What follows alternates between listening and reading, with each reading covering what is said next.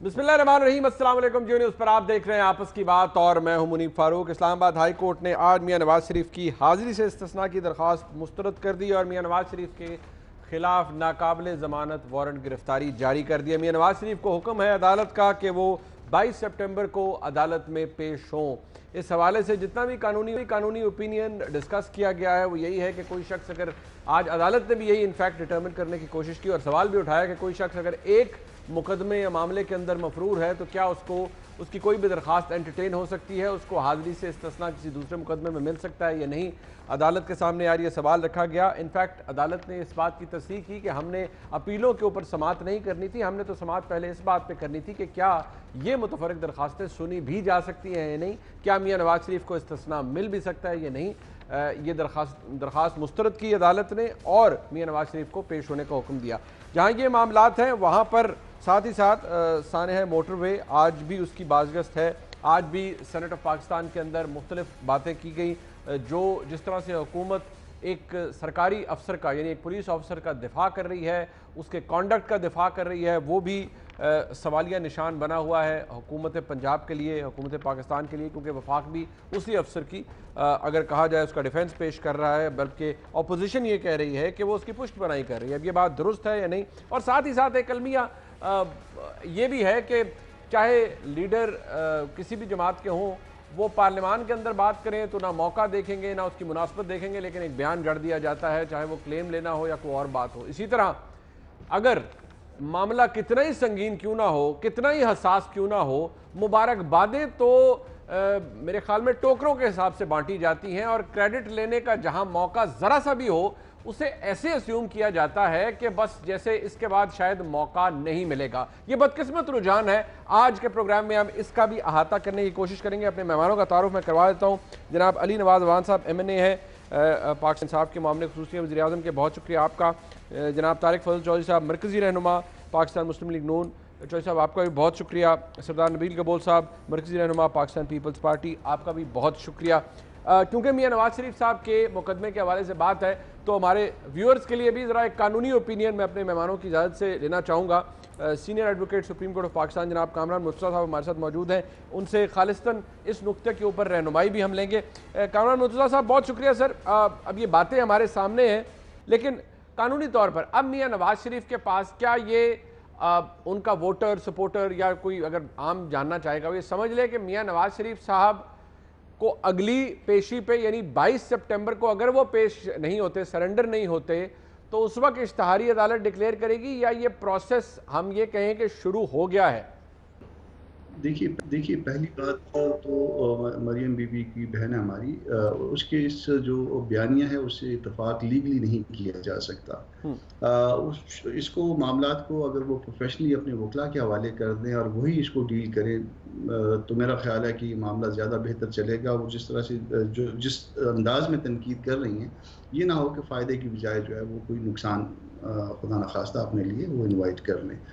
तो अब बात, हाँ, अब उसके बाद ये आ गया कि इस पर अब प्रोसेस जो है ना वो शुरू हो चुका या नहीं हुआ। एप्लीकेशंस इनकी रिजेक्ट हो चुकी हैं। पहली एप्लीकेशन रिजेक्ट हुई थी, ये सेकंड एप्लीकेशन ये भी आज खारिज हो चुकी है।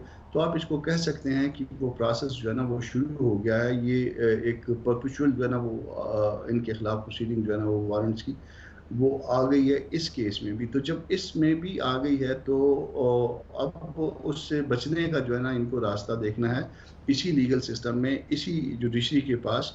और फिर अगेन कहूँगा कि इन्हीं जजों के पास आपने पेश होना है, इन्हीं लोगों के पास पेश होना है। अरशद मलिक की जो बात है वो अरशद मलिक साहब जो है ना वो पास एंड क्लोज चैप्टर है, उसको छोड़ के उसके बाद आगे बढ़ना पड़ेगा। कामरान मुर्तज़ा साहब ये बात आपने दिलचस्प कही कि इसका कानूनी हवाले से ये पोजीशन उनकी कमज़ोर है।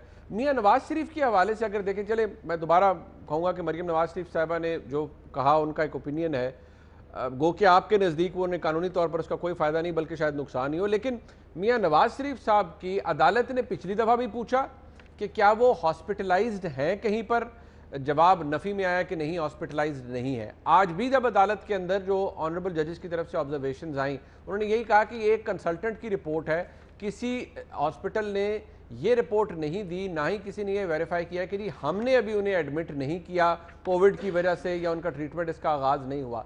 क्या आपके नज़दीक बहसियत एक कानूनदान आप समझते हैं कि जो इवन मेडिकल जो सर्टिफिकेट्स प्रोवाइड किए गए या कंसल्टेंट की रिपोर्ट्स प्रोवाइड की गई, आपकी नज़र से भी शायद गुजरी हो, वो उनमें इतनी जान नहीं थी कि अदालत को मुतमईन कर पाए कि मियां नवाज शरीफ साहब उनके वकला के मुताबिक कि वो क्रिटिकली इल हैं या वो वापस नहीं आ सकते, he is not fit to fly?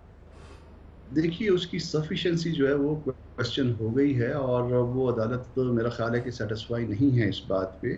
आप 2-3 चीज़ें जो ना इस्टेब्लिश करनी होती हैं अगर अदालत में पेश नहीं हो रहे। एक तो वो बिल्कुल आने जाने के काबिल नहीं है, शायद ये भी इस्टेब्लिश नहीं कर पाए। कोई और ऐसी रीजन जो मतलब उनके लिए कोई लाइफ थ्रेटनिंग हो, ये कंसल्टेंट की रिपोर्ट जो है ना वो शायद इस बात को इस्टेब्लिश नहीं कर पाएगी या नहीं कर सकती, या मेरा ख्याल है कि ये कमज़ोर फुटिंग पे हैं सारे मामला। ठीक ठीक, बहुत शुक्रिया कामरान मुर्तज़ा साहब। मैं क्योंकि कानूनी ओपिनियन था, आपकी राय लेना बहुत ज़रूरी था। आपका बहुत शुक्रिया, आपने कीमती वक्त दिया। मैं ज़रा तारिक फजल चौधरी साहब से आगाज़ करूँगा क्योंकि मियां नवाज शरीफ साहब उन्हीं के पार्टी के कायद हैं, मुस्लिम लीग नून के कायद हैं। चौधरी साहब ज़रा ये बताइएगा, अब ये कानूनी तौर पर मरियम नवाज शरीफ साहबा का ओपिनियन आप बेशक उसको डिस्कस करना चाहें या डिफेंड करना चाहें, ज़रूर कीजिए। कामरान मुर्तज़ा साहब की नज़र में उसका फ़ायदा कोई नहीं, शायद आपको नुकसान ही हो, क्योंकि अल्टीमेटली मामला उन्हीं जजेस के पास जाना है। बट सवाल यहाँ ये है कि अदालत के सामने ना लाइफ थ्रेटनिंग जो कहा जाता है मियां नवाज शरीफ साहब के हालात हैं, ना वो साबित कर पाए, ना ही ये अदालत को कायल कर पाए कि उनकी पोजीशन ऐसी नहीं है कि वो फिट टू फ्लाई, वो फिट नहीं है फ्लाई करने के लिए। ये तमाम बातें अदालत को कन्विंस नहीं कर पाए, वकला भी और वो मेडिकल सर्टिफिकेट्स भी नहीं कन्विंस कर पाए। देखिए जी, इसमें दो पहलू हैं मुनीब साहब। एक पहलू तो इसका जो है वो आपके मेडिकल से रिलेटेड है जी, दूसरा पहलू जो है वो इसका कानूनी है जी। कामरान मुर्तज़ा साहब ज़ाहिर है बहुत सीनियर वकील हैं, कानूनी पहलू पे वो मुझसे बेहतर बात कर सकेंगे, लेकिन मैं कानूनी पहलू के हवाले से इतना ज़रूर अर्ज़ कर दूँ कि हमने पाकिस्तान के कवानीन का, पाकिस्तान की अदालतों का इससे पहले भी एहतराम किया है। मियां नवाज शरीफ साहब जब तशरीफ़ लाए तो उस वक्त उन्हें सज़ा हो चुकी थी इन्हीं अदालतों से, और जबकि हम समझते हैं कि मियां नवाज शरीफ साहब के ख़िलाफ़ मौजूदा हुकूमत ने एक इंतकामी कार्रवाई के ज़रिए ये सारा प्रोपेगेंडा और ये सारे केसेस बनाए, लेकिन उसके बावजूद वो उनका सामना करने के लिए आए, जेल जाने के लिए आए। अपनी जो 47 साल रफ़ीका हयात थी, बिस्तर मर्ग पे थी, उन्हें छोड़ के आए और उसके बाद वो जेल गए, काल कोठरी में रहे। ये सारे वाक़यात तारीख़ का हिस्सा हैं। ठीक है। और उसके बाद अगली बात मैं ये कहूँगा कि अब भी जो हमें लीगल रेमेडीज़ हासिल हैं, पाकिस्तान का कानून हमें इजाज़त देता है कि कानूनी जंग लड़ने का, अदालतों के दरवाजे खटखटाने का, वो चाहे सेशन कोर्ट हो, चाहे वो एहतसाब कोर्ट हो, चाहे वो हाई कोर्ट हो, और हाई कोर्ट के बाद सुप्रीम कोर्ट हो, वो लीगल रेमेडीज़ हमारे जो वकला की टीम है वो इस्तेमाल करेंगे। ठीक है। कानूनी रास्ता इख्तियार करेंगे, पाकिस्तान के कवानीन के मुताबिक कानूनी जंग लड़ेंगे और पूरे जोशो खरोश से लड़ेंगे। अच्छा चौधरी साहब, एक सवाल पहलू है सर एक अगर मैं मेडिकल का मैं आपसे जरा इसी सवाल लीगल के ऊपर पूछ लेता हूँ, फिर जरा आप मेडिकल के हवाले से भी जरूर फरमाइएगा, लेकिन वो शायद रिलेट भी करता है मेडिकल से भी, आपके लिए आसान हो जाएगा। सर बात यह है, मैंने शुरू में भी अर्ज किया कि पिछली दफ़ा भी पूछा अदालत ने कि किसी हॉस्पिटल में एडमिट है या नहीं। आज जनाब जस्टिस मोहसिन अख्तर कियानी साहब ने कहा कि अभी तक किसी अस्पताल ने नहीं कहा कि हम कोरोना की वजह से मियां नवाज शरीफ को दाखिल करके इलाज नहीं कर पा रहे, हमारा ज़मानत का हुक्म ख़त्म हो चुका है, जिसके अपने असरात हैं। बट सवाल ये है कि आपने कंसल्टेंट की रिपोर्ट दे दी, आपने कहा जी कोविड हो गया, कोई हॉस्पिटल आपके डॉक्यूमेंट को या आपकी पोजीशन को एंडोर्स नहीं कर रहा। बाहर आके तमाम लीडरान, आप माशाल्लाह सीनियर लीडरशिप में, आप सब कहते हैं मियां नवाज शरीफ क्रिटिकल हैं, डेंजरस है उनकी पोजीशन जी, क्रिटिकली इल हैं और कुछ भी हो सकता है, लेकिन कोई डॉक्यूमेंट सपोर्ट नहीं कर रहा। कोई हॉस्पिटल ये नहीं कह रहा कि इन्होंने अपॉइंटमेंट मांगी थी, हमने इन्हें नहीं बुलाया क्योंकि कोविड है। मुनीब साहब, मैं चूँकि मेडिकल डॉक्टर हूँ, लिहाजा मैं मेडिकल की इस्लाहात या टर्मिनोलॉजीज़ इस्तेमाल करके आपको बड़ा एक इफ़ेक्टिव जवाब दे सकता हूँ, लेकिन वो ना माजरत से आपकी समझ में आएंगी और बिलखुसूस जो हमारे आपके करोड़ों नाजरीन हैं ना उनकी समझ में आएगी। इसलिए मैं बड़ी एक आम फहम ज़बान में बात कर रहा हूँ। देखें, गुजारिश ये है कि आपकी तरह बड़े एक सीनियर एंकर ने यह सवाल किया कि बादी उन नज़र में मियां नवाज शरीफ साहब तो ठीक नज़र आ रहे हैं, कभी कॉफ़ी पी रहे हैं, कभी वॉक कर रहे हैं, कभी चहलकदमी कर रहे हैं। तो मैंने उन्हें यह जवाब दिया कि बादी उन नज़र में बाज़ औक़ात ये हम सब के ज़िंदगी के तजर्बात हैं कि आपको एक शख्स बिल्कुल ठीक नज़र आ रहा होता है, 5 मिनट बाद 10 मिनट बाद आपके साथ बैठे बैठे उसे खुदा न खास्ता हार्ट अटैक होता है और वो जानलेवा भी साबित हो सकता है। और उसके बाद ख़ानदान में, दोस्तों में क्या बातें होती हैं, यार 5 मिनट पहले तो ठीक था, अभी तो नमाज पढ़ रहा था, वुजू करके बैठा था, बिल्कुल सेहतमंद था, अभी गाड़ी ड्राइव कर रहा था। और वो बादी नज़र में ठीक आने वाला मरीज़ थोड़ी देर बाद जो है वो जानलेवा एक दौरे का शिकार होता है। मियां नवाज शरीफ साहब मल्टीपल सर्जरीज उनकी हो चुकी हैं, मल्टीपल एलिमेंट्स हैं उनकी। कौन सा दुनिया का ऐसा हॉस्पिटल है जो आपको लिख के दे कि यहाँ पे कोविड है इसलिए मैं आपका ट्रीटमेंट नहीं कर सकता? कोविड के जो हालात रहे हैं, फ्लाइट्स मनसूख, अस्पताल बंद, मार्केट बंद, कारोबार बंद, पूरी दुनिया में जो कोविड, एक मिनट मैं मुकम्मल कर लूँ, थोड़ा सा रह गया, एक मिनट, वो तमाम अस्पतालों के हालात सबको पता है। अब अगर कोई हार्ट सर्जरी के बाद भी पेशेंट आता है, आप यकीन करें कि अस्पताल की कोशिश होती है कि हम चौथे पाँचवें छठे दिन इसे घर भेजें। सर्जरी के दूसरे दिन तीसरे दिन लाजमी उसे उठा के चहलकदमी कराई जाती है। ठीक है, मरीजों को इस तरह का मरीजों को डॉक्टर्स एडवाइस करते हैं कि आप चहलकदमी करें, हल्की-फुल्की वर्जिश करें। सर मेरी अब आप मिक्स हो गया है। सर मैं आसान कर देता हूँ ना, आप डॉक्टर हैं, आसान करता हूँ, फिर मैं नबील कबूल साहब के पास जाऊँगा। अली भाई क्योंकि वो हुकूमत में है, वो हुकूमत तो इस मामले पे पता है वैसे ही इंजॉय कर रही है, उनके पास सबसे आखिर पे जाऊँगा। अली भाई मुस्कुरा भी रहे हैं, बट मैं आपसे ये पूछता हूँ डॉक्टर साहब एक दफ़ा फिर, आप खुद माशाल्लाह डॉक्टर हैं, सर मुझे बताएं 6 महीने का स्पैन चले हम कोरोना का कर लेते हैं, इनमें बड़ा क्रिटिकल टाइम भी था, क्या आप मुझे बता सकते हैं कोई हॉस्पिटल पाकिस्तान का, छोड़ दें बाहर को, जहाँ पर जो क्रिटिकली इल पेशेंट हैं वहाँ हार्ट सर्जरीज ना हुई हों, वहाँ पर कोई जहाँ सर्जिकल इंटरवेंशन की ज़रूरत है, जहाँ क्रिटिकल ज़रूरत है वहाँ ना हुई हो, कोई मुझे हॉस्पिटल बता दे सर। मेरी क्योंकि आपने कहा कि वो मेडिकल टर्म समझ नहीं आएंगी, वाकई मुझे नहीं आएंगी समझ वाकई, लेकिन मेरी एहलिया डॉक्टर है, शायद मुझे कुछ समझ आ जाए। नहीं, मैं आपके लिए नहीं कहा था, मेरा मतलब था कि आपके करोड़ों देखने वालों के लिए भी ऐसी बात की जाए जो सबको समझ आए। ठीक सर, हम डॉक्टरी तो नहीं खेल सकते। बिल्कुल सही है, बिल्कुल सही। गुजारिश ये है जी कि अब मैं आपके सवाल का बहुत सादा सा दोबारा जवाब दूंगा। देखें, जैसे आपने कहा ना कि क्रिटिकली जो इल पेशेंट्स होते हैं उनकी सर्जरी, अब हार्ट सर्जरी 2 तरह की होती है।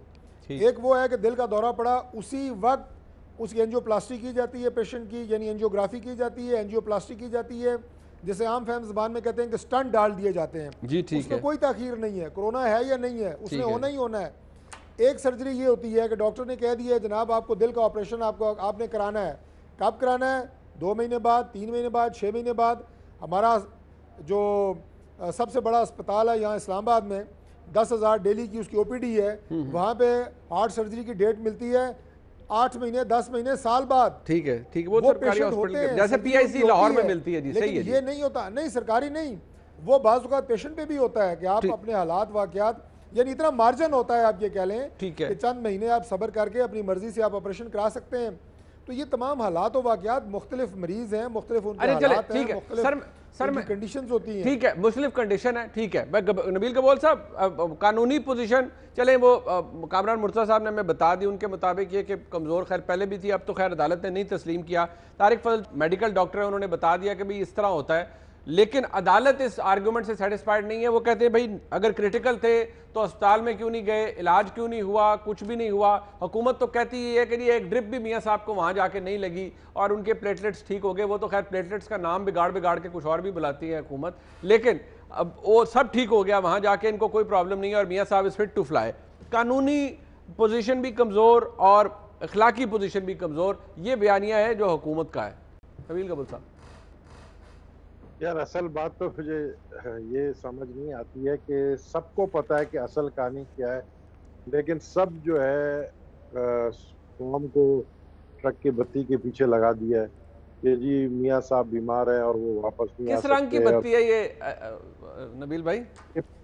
ये पीले रंग की बत्ती है। अच्छा। और मैं आपको एक चीज़ बताऊं कि हुकूमत के लोग कहते हैं कि जी इनको लाना पड़ेगा, इनको आना पड़ेगा, तो जितने भी इनके वजीर ये बयान देते हैं इन सबको असल कहानी पता है। बात यह है कि इमरान खान साहब ने खुद यहाँ नवाज शरीफ साहब को बाहर भेजा है और वो ये आज भी नहीं चाहते कि वो वापस आए। ठीक है, सब ने अपनी मर्जी से उनको बाहर भेजा है। वो नवाज शरीफ साहब कहते हैं जब अपनी मर्जी से मुझे बाहर भेजा है तो फिर मुझे वापस क्यों बुला रहे हो भाई? फिर नहीं भेजते बाहर, पहले ही नहीं भेजते, पहले दिन से ही बाहर नहीं भेजते। अवाम को हम कितना बेवकूफ बनाएंगे यार, सारा दिन बैठ के हम टीवी में अवाम को बेवकूफ ही बनाते रहते हैं। अब ये दूसरे, अभी ये इशू देखे, मेरा नहीं है इशू नवाज शरीफ साहब का, मैं इस पे बात नहीं करूंगा, हमारा वैसे ही अलायंस है, मेरे दोस्त नून के नाराज ना हो जाए या आप क्या बात कर रहे हैं। मियां नवाज शरीफ साहब से जान छुड़ाने के लिए इमरान खान ने भेजा कि भाई ये यहाँ रहेगा। यहाँ रहने के बाद जाहिर है यहाँ पर जो है मुस्लिम लीग नून के वर्कर्स भी बाहर निकलेंगे। मियां साहब हो सकता है बाहर निकले और उनको जिस तरह जमानत मिली वो बाहर निकले, और मरियम नवाज साहिबा को देख लें कि जब वो बाहर निकलती है तो कितना बड़ा मजमा जमा कर लेती है। तो ये अपना जान छुड़ाने के लिए कि एक फ्रंट पर जरदारी साहब को जो है उन्होंने कंट्रोल किया हुआ है, एक फ्रंट पर मुस्लिम लीग नून के नवाज शरीफ साहब को कंट्रोल किया हुआ है, ताकि ये मिलकर हुकूमत के खिलाफ कोई तहरीक नहीं चला सके, पब्लिक को बाहर नहीं निकाल सके, किसी भी इशू के ऊपर जो है फायदा नहीं उठा सके। जो गुगली ये मारते हैं, जो गलतियां ये करती है हुकूमत, उसके ऊपर फायदा ना उठाए। तो ये सारी एक कहानी है। मैं समझता हूँ कि टॉम एंड जेरी वाली ये कार्टून है जिसको हम देख रहे हैं। मैं और इसके अलावा क्या बोल सकते। हाँ, ये बड़ा आपने ये चले आपने बचत कर दी। मैं क्योंकि डर भी बड़ा लगता है आपको और मिसाल ना दे लें। शुक्र है आपने एक कार्टून कैरेक्टर की मिसाल दी है, आपकी मेहरबानी है। अली नवाज अवान साहब, वैसे तो मैं नबील गबोल साहब की जब ये तज्जिया किसी बात का करते हैं, इनके ओपिनियन से वाकई डर लगता है, कोई पता नहीं होता क्या बात सामने आ जाए। लेकिन एक बात अली भाई ज़रा गौर कीजिएगा, अदालत ने पहली दफ़ा पूछा जब पिछली समाअत हुई थी, आज वाली नहीं इससे पिछली, कि भैया वो लिखा था बॉन्ड के अंदर और अदालती हुक्म के अंदर कि आपने पता करवाना था उनकी मेडिकल पोजीशन क्या है, कंडीशन क्या है, अपने हाई कमीशन के थ्रू आपने करवाई? जवाब था नहीं जनाब, मेरा तो नहीं ख्याल के कराई है, लेकिन पता करते हैं। वो जवाब आज भी कोई नहीं आया। तो सर असल सियासत तो फिर ये नबील कबोल साहब की बात ठीक हो गई ना कि भेजा आपने अपनी मर्जी से है, अब अदालत ने भी हुक्म दिया हुआ था, आप लोगों ने पता नहीं कराया। ये मुस्लिम लीग नून का अगर झूठ ही है तो ये तो एक्सपोज कर सकती थी हुकूमत, आप लोगों ने एक्सपोज नहीं किया। अच्छा, आप ये कह रहे हैं कि नबील कबूल साहब ये कह रहे हैं कि हमने भेजा है, नवाज शरीफ साहब मर्जी से गए हैं, वो बीमार नहीं है और किसी डील का नतीजा ये आप। हाँ, बिल्कुल गबोल साहब कह रहे हैं, मेरी तो मजाल नहीं है, गबोल साहब कह रहे हैं। गबोल साहब कह रहे हैं ना। अच्छा, तो मैं ये इनका अपना एक तज्जिया है जिसको हम तो कैबिनेट में जिस तरह इसकी डिस्कशन हुई, जिस तरह उसके अंदर कहा गया 2 लेटर्स लिखे गए, उन चीज़ों को छोड़ देते हैं, सारी चीज़ों को छोड़ देते हैं। तारिक फजल चौधरी साहब ने बात की, उन्होंने कहा कब थे मियाँ नवाज शरीफ साहब? नवंबर में गए थे। और इससे हम कंपेयर करते हैं, आज सितंबर है, 11 महीने हुए। जो कोविड का पहला केस आता है वो 26 फैब को पाकिस्तान में आता है, उससे थोड़ा सा पहले इंग्लैंड में आता है, जैसे पहले शो हुआ, और उसके बाद रिस्ट्रिक्शंस लगना शुरू होती हैं। जो पिछली सर्जरी होती है मियां नवाज शरीफ साहब की, अगर while he was in government or while he was in prime minister, वो यहाँ से जाते हैं और टोटल 45 डेज में अपना पूरे का पूरा वहाँ आराम करके अपनी सर्जरी करा के पाकिस्तान वापस अपने लोगों के दरमियान होते हैं 45 दिन का। इसका मतलब ये है तारिक फजल चौधरी का, जब वो हुकूमत में होते हैं तो उनको सर्जरी के लिए 45 दिन चाहिए होते हैं, और जब वो अपोजिशन में होते हैं तो इन्हें सालों साल चाहिए होते हैं, और उनकी अपनी मर्जी होती है। और दूसरा जो इनका मौक़िफ़ था, देखें मेरा मौक़िफ़ नहीं है, यही अदालतें थी जिन्होंने इनको रिलीफ दिया था, यही अदालतें थी जिन्होंने ज़मानत पे इनको रिलीफ दिया था, यही अदालतें थी जिन्होंने इनका 7 अरब रुपए का जो इन्होंने पैसे जमा कराने थे उसके अंदर उसको एफिडेविट में चेंज किया था। आज वही अदालतें कह रही हैं कि आपने वापस आना है। आपने जो रिपोर्ट्स जमा कराई हैं डॉक्टर लॉरेंस की और बाकी कंसल्टेंट्स की, मुझसे वो मुतमईन नहीं है। उन रिपोर्ट्स के मुताबिक वो समझते हैं कि नवाज शरीफ इस काबिल हैं कि वो पाकिस्तान आ सकते हैं। उन्हीं रिपोर्ट्स में वो ये कहते हैं कि जो सर्जरीज हैं वो पाकिस्तान में भी हो सकती हैं। आपको याद है सुप्रीम कोर्ट ने भी ये कहा था, साकिब निसार साहब की अदालत में ये जब लगा था केस, उन्हें कहा था ये सारी सर्जरीज पाकिस्तान में भी हो सकती हैं। जो असल उनका मसला था वो प्लेटलेट से रिलेटेड था, और उसके अंदर जो इन्होंने रिपोर्ट जमा कराई हैं उसकी तो कहीं वो चीज़ आ ही नहीं रही कि प्लेटलेट्स आज ऊपर हैं नीचे हैं कहाँ हैं। 9 महीने हो गए, 10 महीने हो गए, ये अवाम को बेवकूफ़ बना रहे हैं। देखिए, अगर हम मॉरल हाई ग्राउंड की भी बात करते हैं और नून लीग बात करती है, मॉरल हाई ग्राउंड की बात करते हैं, वोट को इज्जत दो, वोट ही सारी चीज़ें हैं, तो भाई आए ना। आप समझते हैं आपको गलत सजाएं हुई हैं, आपको समझते हैं आपको गलत रिलीफ मिला है, आए पाकिस्तान वापस आए, इन कोर्ट्स का सामना करें, अपना केस प्लीड करें। अगर आप ठीक हुए आपको रिलीफ मिलेगा, वरना आपकी जजमेंट तो फाइनलिटी पे पहुंच चुकी है। आज जो जजमेंट आई है हाई कोर्ट से, जो हम पहले कहते थे कि वो मफरूर हैं, वो मफरूर करार पाए हैं अदालत से। उन्होंने कहा हमारी ज़मानत ख़त्म हो चुकी है, इसका यही मतलब ये मफरूर हैं। दूसरा उन्होंने कहा कि जो इसके ऊपर आपने एवनफील्ड अल अजीज़िया पे जो आपने बहस का आगाज करना है, दलाइल का आगाज करना है, उसके लिए उनका होना जरूरी है, उनका सरेंडर करना जरूरी है। उस पर उन्होंने नोटिस निकाल दिया, उन्होंने वो कह दिया कि इतने दिनों के अंदर वो सरेंडर करें। बट बात ये है अली नवाज अवान साहब, एक सवाल जो कि मैंने भी आपसे पूछा था बड़ा सादा सा है। आपकी एक जिम्मेदारी थी कानूनी तौर पर, वो फैसले में लिखा हुआ था और उस बॉन्ड में भी जिसमें इन्होंने आपको जो भर के दिया था जाते वक्त, कि आपने भी चेक करवाना था। आप लोगों ने क्यों चेक नहीं करवाया? ये हुकूमत इस मामले में क्यों सोई पड़ी रही? क्यों चेक नहीं करवाया? नहीं सर, देखिए उसमें दो फेजेस थे मुनीब भाई, 2 फेजेस थे उसके अंदर। इफ यू रिमेंबर कि पंजाब गवर्नमेंट के सामने इनकी रिपोर्ट जमा होगी, पंजाब गवर्नमेंट अगर सेटिस्फाइड हुई तो इनको एक्सटेंशन मिलेगी। पंजाब गवर्नमेंट के सामने जब वो पहुंच हुई उस कमेटी के सामने, उन्होंने इसको रिजेक्ट कर दिया, वो अदालत में जमा हो गई। तो उसके बाद तो हम उसको क्या मतलब उसी रिपोर्ट को ही हमने रिजेक्ट कर दिया। नहीं वो और उसी बेस पे उनका केस आगे चलना था ना। नहीं अली भाई, इस तरह एक्चुअली मैं थोड़ा अर्ज कर देता हूँ, इस तरह नहीं था।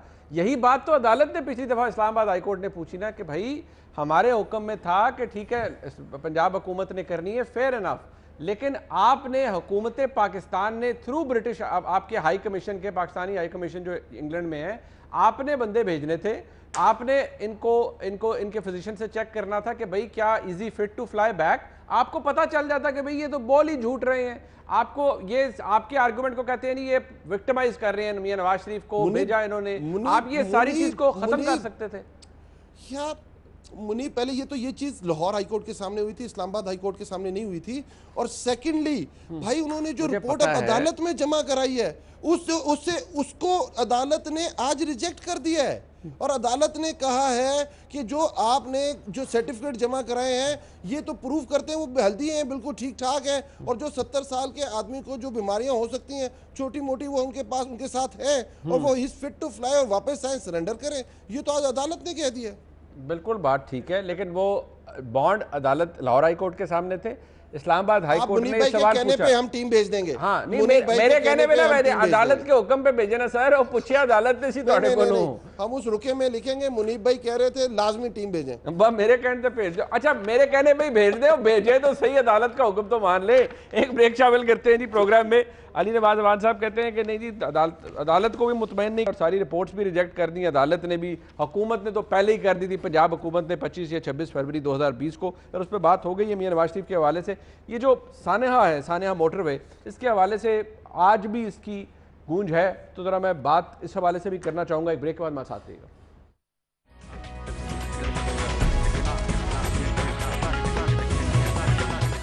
और जी अपोजिशन तो ये कह रही है कि नूरी नथ आ गया है, अब उमर शेख जो कि CCPO लाहौर है उनकी शक्ल में। वैसे अली भाई ये सारी डिबेट हो गई, क्या है क्या नहीं है, ज़रा मुझे थोड़ा बता दें ये क्यों है चहीते आपके, मतलब रिपोर्टें उनके बारे में जो कुछ कह रही हैं इसी दौर में, इसी फेडरल पब्लिक सर्विस कमीशन के हेड के नीचे उन्हीं IGs ने, सब ने जिन्होंने प्रमोट करना था, वो एक दफ़ा आप उनका करते हैं कि जो भी उनके हवाले से था, लेकिन बहुत कुछ है वो अपने IG के खिलाफ बोल देते हैं, वो आके इसी बयान दे देते हैं, फिर सारे कहते हैं माफ़ी मांगो, फिर वो माफ़ी मांगते हैं, अदालत में भी सुबकी होती है उनकी। बट आपके लिए इतना चहीता क्यों है? मुस्लिम लीग नून कहती है आपके मजमूम मकासद हैं जिसके लिए आपने एक ऐसे अफसर को लाहौर में तैनात किया।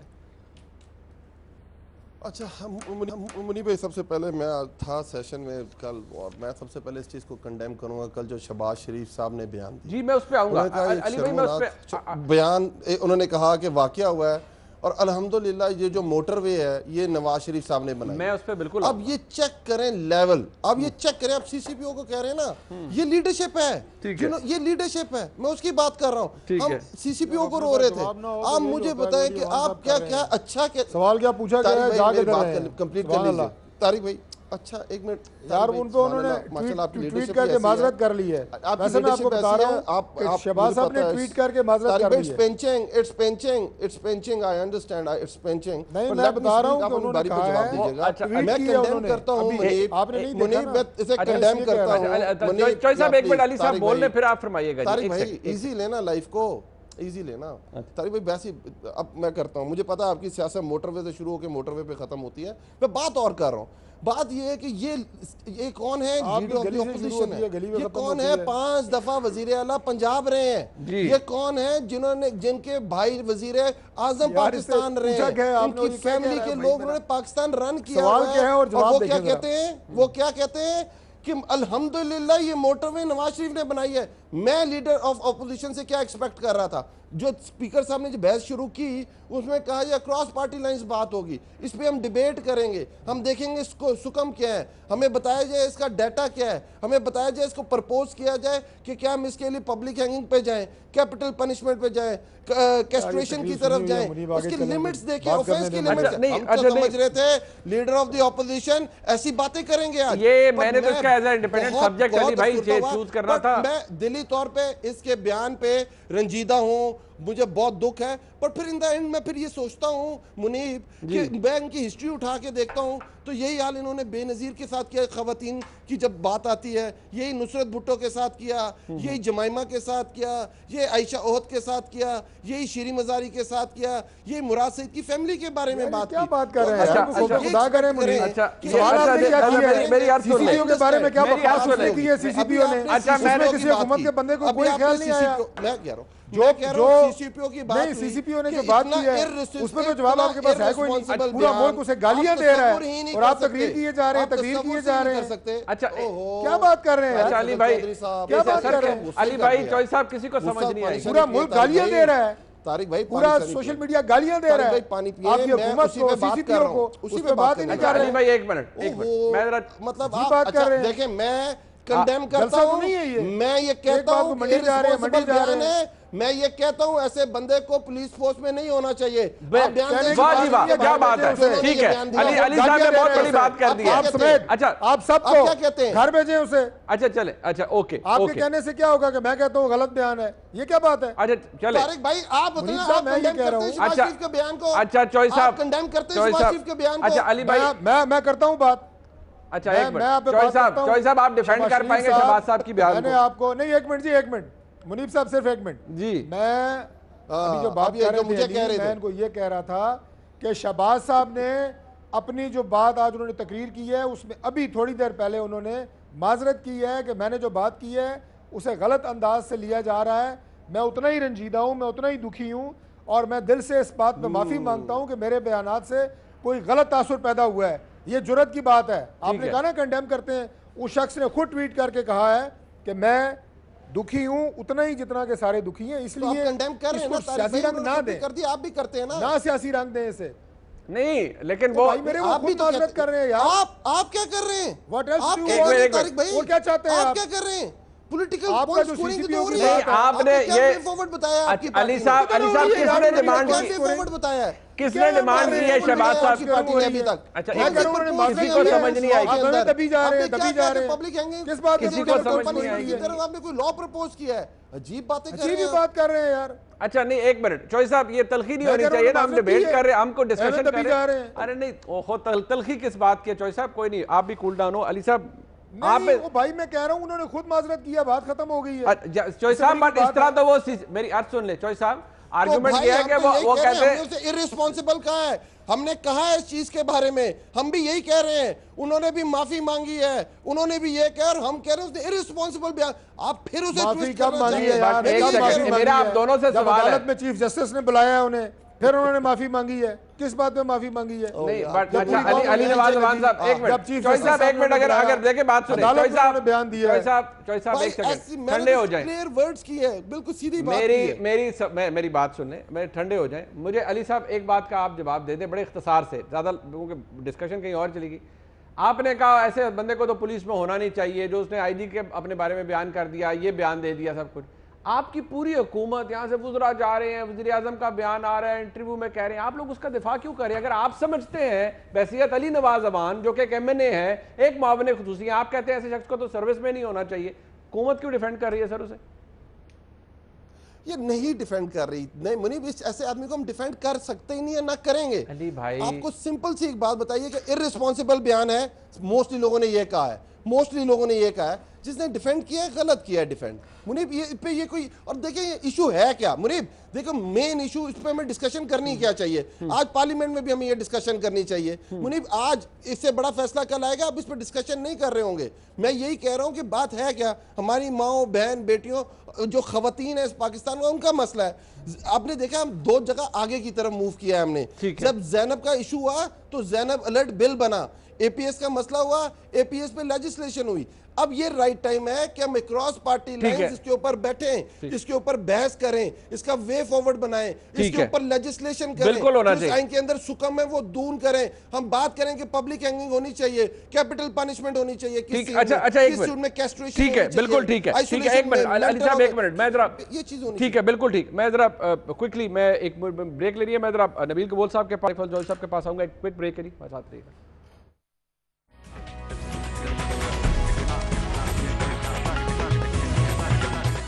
नवाजवान साहब ने तकरीबन मुझे धमकी भी दी है ब्रेक में कि भाई मैंने जल्दी जाना है, जल्दी ख़त्म करो नहीं तो मैं लेट हो जाऊंगा, लेकिन वक्त का मेरी मुकाबला साथ। नबील कबूल साहब, ये बहस हमारी दूसरी तरफ चली गई थी। एक अफसर है वो कह रहे हैं उसका बयान गलत है, हमने कोई डिफेंड नहीं किया, ना हुकूमत डिफेंड कर रही है। अली नवाजवान साहब ने तो ये तक कह दिया कि भाई ऐसे बंदे को सर्विस में नहीं होना चाहिए।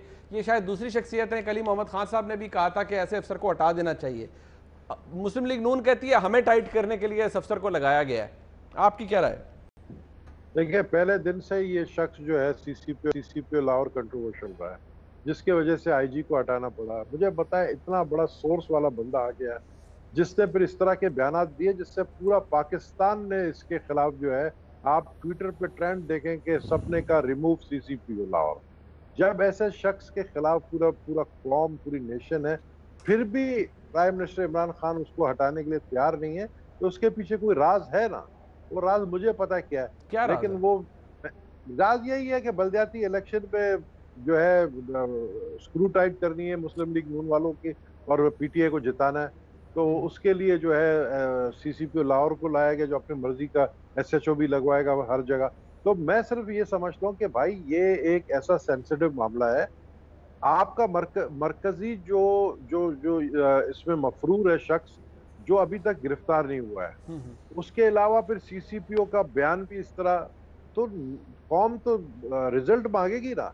कौम को रिजल्ट क्या मिलता है कि जी सीसीपीओ लाहौर जो है वो उसका रिमार्क्स बिल्कुल गलत है, लेकिन उसको हम इस बात पे हटा नहीं सकते कि उसने जो है ऐसे रिमार्क्स दिए। फिर वो कोर्ट से बाहर निकलते हैं, वो हंसता भी है, मजाक भी उड़ाता है मीडिया के सामने। तो मैं समझता हूँ कि अगर इमरान खान साहब अगर वाकई कुछ करना चाहते हैं तो ये बिल पास करवाने के जो चक्कर में लटकाने वाला के जी बंदे को जो है रेप केस वाले को जो है सरेआम फांसी पे लटकाने वाला बिल पास करना चाह रहे हैं, तो ये बिल ऐसे पास नहीं होगा जब तक आप सीसीपीओ लाहौर को सैक करें इस बात के ऊपर कि आपके होते हुए ये वारदात हुए और अभी तक मरकजी जो इसमें जो मफरूर शख्स है वो गिरफ्तार नहीं हुआ है। ठीक, और आपके स्टेटमेंट से कौम ये चाहती है कि आप सीसीपीओ लाहौर ना रहे। ठीक, चौधरी साहब जरा कबीर भाई, ये कौम ये नहीं चाहती है, कौम का ये मकसद नहीं है। कौम का ये चाहती है कि इसके ऊपर लेजिस्लेटर बैठ के लेजिस्लेशन करें, ये चीजें रिपीट ना हो, ये बहस दोबारा ना हो, ये डिबेट बिल्कुल ठीक है, असेंबली के अंदर हो और ऐसी बहुत से लोगों को विक्टिम शेमिंग नहीं विक्टिम शेमिंग लोग करते हैं, उनको भी औहदों से हटना चाहिए। ये भी बहुत से लोग बाहर निकले, उन्होंने बात की। तारिक फजल चौधरी साहब, आप एक तो शहबाज साहब का आप कह रहे थे उन्होंने माजरत कर ली, मैं ट्वीट भी देख रहा था, एक बयान भी ये कि उन्होंने माजरत कर ली अपने जो उस तकरीर के ऊपर जो उन्होंने वहां पर कही थी। लेकिन ये सीसीपीओ का मामला है, इसके ऊपर तो कम से कम ऑपोजिशन को साथ देना चाहिए हुकूमत का कि अगर चलो कोई कानून नया बनाना है या किसी सख्ती करनी है कानून में, उस हद तक तो आपको साथ देना चाहिए हुकूमत का। देखिए, बात यह है मुनीब साहब कि मैंने इससे ज़्यादा नालायकों की हुकूमत नहीं देखी।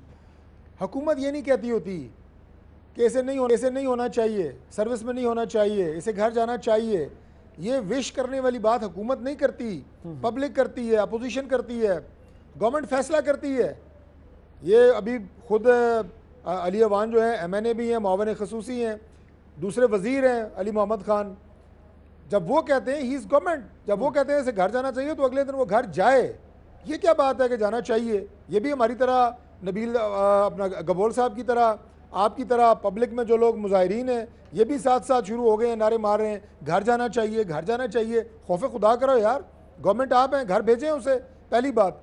दूसरी बात ये है कि जहाँ तक कवानीन बनाने का मसला है, हम अल्लाह माफ़ करे किसी ऐसे घनौने वाक़े का इंतज़ार करते हैं, उसके बाद जज्बाती तकारीर होती हैं, उसके बाद फांसियाँ, सरेआम जनाब टांग देना, सूलियाँ, जब कोई और वाक़या हो जाता है पिछले को भूल जाते हैं।